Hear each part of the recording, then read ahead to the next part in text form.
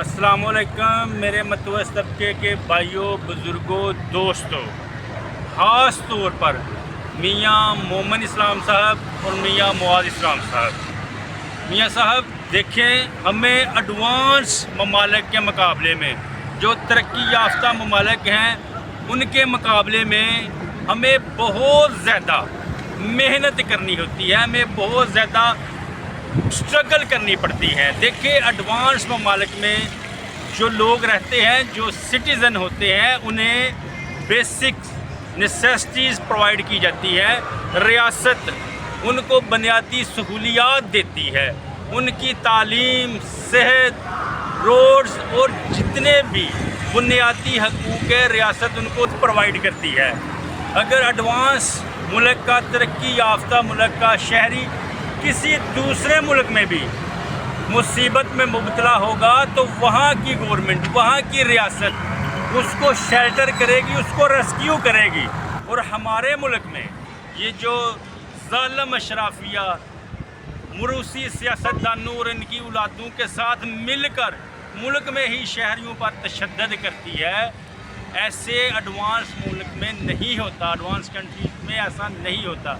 इसीलिए मियाँ साहब, हमें एडवांस ममालिक के शहरियों के मुकाबले में बहुत सख्त मेहनत करनी पड़ती है आगे बढ़ने के लिए। ये जो हमारी ज़ालिम रूलिंग एलीट है और इनके साथ मरूसी सियासतदान जो नस्ल दर नस्ल से मिले हुए हैं, ये मतवस तबके के किसी एक फ़र्द को भी ऊपर नहीं आने देते। मतवस तबके के फ़र्द को ऊपर आने के लिए सख्त मेहनत करनी होगी। और देखें ये साहब, एक और बात देखें, ये पाकिस्तान हमारा मुल्क है, हमें पाकिस्तान से मोहब्बत है।